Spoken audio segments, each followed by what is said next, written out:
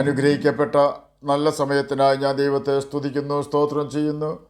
ദൈവവചനം ശ്രവിച്ചുകൊണ്ടിരിക്കുന്ന എല്ലാ ദൈവമക്കൾക്കും വീണ്ടും വരാമെന്നരുളി ചെയ്തവനായ കർത്താവായ യേശു ക്രിസ്തുവിൻ്റെ തന്നെ നാമത്തിൽ ഞാൻ എൻ്റെ സ്നേഹവന്ദനം അറിയിക്കുന്നു. ഇന്നത്തെ അല്പസമയത്തെ ചിന്തയ്ക്കായി 146 സങ്കീർത്തനം 8 വാക്യത്തിൻ്റെ ആദ്യ ഭാഗം നമുക്ക് വായിക്കാം. യഹോവ കുരുടന്മാർക്ക് കാഴ്ച കൊടുക്കുന്നു. അനുഗ്രഹിക്കപ്പെട്ട ഒരു വേദവാക്യമാണ് നാം കേട്ടത്. യെശയ്യാപ്രവചനം 42 അധ്യായം 6 വാക്യത്തിൻ്റെ ആദ്യ ഭാഗത്ത് കുരുട്ട് കണ്ണുകളെ തുറപ്പാനും എന്ന് രേഖപ്പെടുത്തിയിരിക്കുന്നു. അപ്പോസ്തല പ്രവൃത്തികൾ 26 അധ്യായം 18 വാക്യത്തിൻ്റെ മധ്യഭാഗത്തിൽ അവരുടെ കണ്ണു തുറപ്പാനും അവരെ ഇരുളിൽ നിന്ന് വെളിച്ചത്തിലേക്കും സാത്താൻ്റെ അധികാരത്തിൽ നിന്ന് ദൈവത്തെങ്കിലേക്കും തിരിപ്പാനും ഞാൻ ഇപ്പോൾ നിന്നെ അവരുടെ അടുക്കൽ അയക്കുന്നു എന്ന് കൽപ്പിച്ചു എന്ന് രേഖപ്പെടുത്തിയിരിക്കുന്നു. യോഹന്നാൻ എഴുതിയ സുവിശേഷം 9 അധ്യായം 1 മുതൽ 41 വരെയുള്ള ഭാഗങ്ങളിൽ യേശു ഒരു പിറവി കുരുടനെ കാഴ്ച ഉള്ളവനാക്കുന്നുണ്ട്. യോഹന്നാൻ എഴുതിയ സുവിശേഷം 9 അധ്യായം 39 മുതൽ 41 വരെയുള്ള വാക്യങ്ങളിൽ ഇപ്രകാരം രേഖപ്പെടുത്തിയിരിക്കുന്നു: കാണാത്തവർ കാണുവാനും കാണുന്നവർ കുരുടർ ആകുവാനും ഇങ്ങനെ ന്യായവിധിക്കായി ഞാൻ ഇഹലോകത്തിൽ വന്നിരിക്കുന്നു എന്ന് യേശു പറഞ്ഞു. അവനോട് കൂടെയുള്ള ചില പരീശന്മാർ ഇത് കേട്ടിട്ട് ഞങ്ങളും കുരുടരോ എന്ന് ചോദിച്ചു.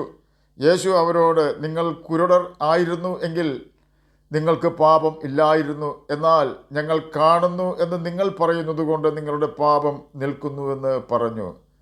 പതിവ് പോലെ അന്നും ഭിക്ഷക്കാരനായ പിറവി കുരുടനെ ഒരു പ്രത്യേക സ്ഥലത്ത് അവൻ്റെ മാതാപിതാക്കളോ മറ്റേതെങ്കിലും വ്യക്തികളോ ഭിക്ഷ യാചിക്കുവാനായി കൊണ്ട് ഇരുത്തി. ഈ ഭിക്ഷക്കാരൻ്റെ കണ്ണുകൾക്ക് കാഴ്ചയില്ലായിരുന്നു. ഈ സമയത്താണ് യേശുവും ശിഷ്യന്മാരും അവിടെ എത്തുന്നത്. ഭിക്ഷക്കാരൻ്റെ പേര് എഴുതിയിട്ടില്ല. ബൈബിളിൽ അവൻ്റെ പേര് പിറവി കുരുടൻ എന്നാണ്. അവനെക്കുറിച്ച് ചില കാര്യങ്ങൾ ശിഷ്യന്മാർ യേശുവിനോട് ചോദിക്കുകയാണ്. ഇവൻ കുരുടൻ ആയി പിറക്കത്തക്കവണ്ണം ആർ പാപം ചെയ്തു, ഇവനോ ഇവൻ്റെ അമ്മയപ്പന്മാരോ? ഒരു കാര്യത്തിൽ ശിഷ്യന്മാർക്ക് ഉറപ്പുണ്ട്, ഇവൻ കുരുടനായി ജനിച്ചതിനാൽ ഇവനോ ഇവൻ്റെ അമ്മയപ്പന്മാരോ ആരെങ്കിലും പാപം ചെയ്തിട്ടുണ്ട് എന്ന്. എന്നാൽ യേശു കാഴ്ചപ്രകാരം വിധിക്കാതെ നീതിയുള്ള വിധി വിധിക്കുന്നവനാകയാൽ അവൻ പറഞ്ഞു, ഇവനാകട്ടെ ഇവൻ്റെ അമ്മയപ്പന്മാരാകട്ടെ പാപം ചെയ്തിട്ടില്ല. ദൈവപ്രവൃത്തി ഇവനിൽ വെളിപ്പെടേണ്ടതിനത്ര ഇവൻ കുരുടനായി പിറന്നത്. അതേ ഉദ്ദേശം 18 വയസ്സുവരെ തെരുവിലിരുന്ന് കണ്ണില്ലാത്തവനായി ഭിക്ഷ യാചിക്കേണ്ടി വന്നത് ദൈവപ്രവൃത്തി അവനിൽ വെളിവാകേണ്ടതിനായിരുന്നു എന്ന് യേശു വെളിപ്പെടുത്തി. യേശു പറഞ്ഞ കാര്യം സത്യം തന്നെയായിരുന്നു എന്ന് പിന്നത്തേതിൽ താൻ സൗഖ്യമുള്ളവനായി തീർന്നിട്ട് അവൻ യഹൂദന്മാരോട് പറയുന്ന വാക്കുകൾ കേട്ടാൽ നമുക്ക് മനസ്സിലാക്കുവാൻ സാധിക്കും. അവൻ പറയുകയാണ്, യോഹന്നാൻ എഴുതിയ സുവിശേഷം 9 അധ്യായം 30 വാക്യത്തിൽ, എൻ്റെ കണ്ണു തുറന്നിട്ടും അവൻ എവിടെ നിന്നെന്ന് നിങ്ങളറിയാത്തത് ആശ്ചര്യം. അവൻ തുടരുകയാണ്, പാപികളുടെ പ്രാർത്ഥന ദൈവം കേൾക്കുന്നില്ല എന്നും ദൈവഭക്തനായിരുന്ന അവൻ്റെ ഇഷ്ടം ചെയ്യുന്നവൻ്റെ പ്രാർത്ഥന കേൾക്കുന്നുവെന്നും നാം അറിയുന്നു. കുരുടനായി പിറന്നവൻ്റെ കണ്ണ് ആരെങ്കിലും തുറന്ന പ്രകാരം ലോകമുണ്ടായതു മുതൽ കേട്ടിട്ടില്ല. ദൈവത്തിൻ്റെ അടുക്കിൽ നിന്നും വന്നവനല്ലെങ്കിൽ അവനൊന്നും ചെയ്യുവാൻ കഴിയുകയില്ല എന്ന് ഉത്തരം പറഞ്ഞു.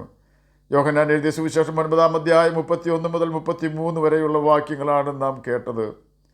യേശുവിനെക്കുറിച്ച് കുരുടനായിരുന്ന വ്യക്തി പറഞ്ഞ കാര്യങ്ങളാണ് നാം കേട്ടത്. താനിത് പറഞ്ഞത് യഹൂദന്മാരോടാണ് എന്ന് നാം ഓർക്കണം. ഇവൻ്റെ അമ്മയപ്പന്മാർ യഹൂദന്മാരെ പേടിച്ചിരിക്കുകയാണ്. കുരുടനായിരുന്നവൻ്റെ വാക്കുകൾ കേട്ടപ്പോൾ യഹൂദന്മാർ അവനോട്, നീ മുഴുവനും പാപത്തിൽ പിറന്നവൻ, നീ ഞങ്ങളെ ഉപദേശിക്കുന്നുവോ എന്ന് പറഞ്ഞ് അവനെ പുറത്താക്കി കളഞ്ഞു. യോഹന്നാൻ എഴുതിയ സുവിശേഷം 9 അധ്യായം 34 വാക്യത്തിൽ ഇത് രേഖപ്പെടുത്തിയിട്ടുണ്ട്. നാം കേട്ടുകൊണ്ടിരുന്നത് യേശുവിന് മനുഷ്യൻ്റെ കണ്ണിനെ കാഴ്ച കൊടുക്കുവാൻ കഴിയും എന്നാണ്. തന്നെയുമല്ല, യേശു പറയുകയാണ് പിറവി കുരുടന് പാപമില്ല എന്ന്. യഹൂദന്മാർ പറയുകയാണ് കുരുടനായിരുന്നവൻ മുഴുവനും പാപത്തിൽ പിറന്നവൻ എന്ന്. ലോകം നമ്മെ കുറ്റക്കാരനാണെന്ന് വിധിച്ചാലും നമ്മെ മാനിക്കുന്ന ഒരു കർത്താവുണ്ട്. മറ്റുള്ളവർ ക്ലേശം വരുത്തുവാനും നാം എപ്പോഴും പ്രതിസന്ധിയിൽ ജീവിക്കുന്നത് കാണുവാനും ആഗ്രഹിക്കുമ്പോൾ, എന്നെ കേൾക്കുന്ന പ്രിയ ദൈവമകനെ, ദൈവമകളെ, യേശു ആഗ്രഹിക്കുന്നത് നമുക്കൊരു നല്ല ഭാവി ഉണ്ടാകുവാനും നാം മറ്റുള്ളവരാൽ മാനിക്കപ്പെടുവാനുമാണ്. ആകയാൽ മറ്റുള്ളവർ ചിന്തിക്കുന്നത് പോലെ ചിന്തിക്കുവാനോ മറ്റുള്ളവർ ജീവിക്കുന്നത് പോലെ ജീവിക്കുവാനും ശ്രമിക്കാതെ യേശുവിനെ പോലെ ജീവിക്കുവാനും യേശുവിന് വേണ്ടി സംസാരിക്കുവാനും നമുക്ക് ശ്രമിക്കാം. ഭൂമിയിലുള്ള കാര്യങ്ങൾ കാണുവാൻ നാം നമ്മുടെ കണ്ണുകൾ ഉപയോഗിക്കുന്നു.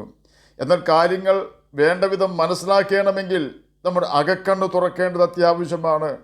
യേശുവിനെക്കുറിച്ച് യെശയ്യാ പ്രവചനം 42-ാം അധ്യായം 6-ാം വാക്യത്തിൽ കുരുട്ട് കണ്ണുകൾ തുറക്കുവാൻ ഞാൻ നിന്നെ നീതിയോടെ വിളിച്ചിരിക്കുന്നു എന്ന് രേഖപ്പെടുത്തിയിരിക്കുന്നു.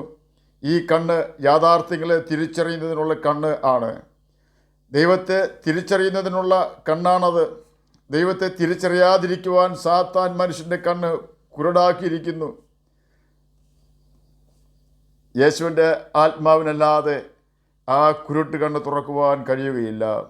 യേശുവിന് അങ്ങനെയുള്ള കുരുട്ട് കണ്ണുകളെ തുറക്കുവാൻ കഴിയും. ഉദാഹരണമായി പൗലോസിന് തിരിച്ചറിവില്ലാതെ യേശുവിൻ്റെ ശിഷ്യന്മാരെ കൊന്നൊടുക്കുവാൻ ഓടിക്കൊണ്ടിരുന്നപ്പോൾ ദമസ്കോസ് പടിവാതിൽക്കൽ വെച്ചാണ് ആദ്യമായി യേശുവിനെ അവൻ്റെ തേജസ്സോടെ കാണുന്നത്. സൂര്യനെ വെല്ലുന്ന ഒരു പ്രകാശമായാണ് അവൻ യേശുവിനെ കാണുന്നത്. ആ പ്രകാശം മൂലം ശൗൽ നിലത്ത് വീണു. അന്ന് ആദ്യമായി യേശു ആരാണെന്ന് പൗലോസിന് മനസ്സിലായി. പാപം ചെയ്യരുത്, തെറ്റുകൾ കൂടാതെ ജീവിക്കണം, ആരെയും ഉപദ്രവിക്കാതെ വിശുദ്ധിയിൽ ജീവിക്കണം എന്നെല്ലാമാണ് കർത്താവായ യേശു ക്രിസ്തു ഉപദേശിക്കുന്നതെങ്കിൽ ഉപദ്രവിക്കുന്നവരെ സംഹരിക്കണം എന്നാണ് മറ്റുള്ളവർ ഉപദേശിക്കുന്നത്. നീതി നടത്തുവാൻ യേശു ശ്രമിക്കുമ്പോൾ അന്യായം നടത്തുവാൻ മറ്റുള്ളവർ ശ്രമിക്കുന്നു. യേശു മനുഷ്യൻ്റെ പ്രാണനെ രക്ഷിക്കുവാൻ ശ്രമിക്കുമ്പോൾ മറ്റുള്ളവർ മനുഷ്യനെ കൊല്ലുവാൻ ആഹ്വാനം ചെയ്യുന്നു. ഓർക്കുക, നീതി മാത്രം ജയിക്കും. ഇത് മനസ്സിലാക്കുവാൻ യേശുവിൻ്റെ ആത്മാവുള്ളവർക്ക് മാത്രമേ കഴിയുകയുള്ളൂ. യേശു കുരുട്ട് കണ്ണുകളെ തുറക്കുന്നവനാണ്. ഭൂമിയിലുള്ള കാര്യങ്ങളെ കാണുന്ന കണ്ണും ദൈവിക വിഷയങ്ങളെ മനസ്സിലാക്കുന്ന കണ്ണും തുറക്കുവാൻ യേശുവിന് കഴിയും. ആകയാൽ തുറന്ന കണ്ണുള്ളവർ പിറവിക്കുരുടൻ പറഞ്ഞതുപോലെ യേശുവിനെ സാക്ഷിക്കണം. ഏതെങ്കിലും വ്യക്തികൾ യാഥാർത്ഥ്യങ്ങളെ തിരിച്ചറിയാതെ യേശുവിനെ അറിയാത്തവരുണ്ടെങ്കിൽ യേശുവിനോട് തുറന്ന് പ്രാർത്ഥിക്കണം. പൗലോസിനെ വെളിപ്പെടുത്തി കൊടുത്ത യേശു കർത്താവ് തന്നോട് അപേക്ഷിക്കുന്ന ഏതൊരാൾക്കും തന്നെ വെളിപ്പെടുത്തി കൊടുക്കും. അവൻ്റെ കൽപ്പനകൾ അനുസരിക്കണമെന്ന് മാത്രം.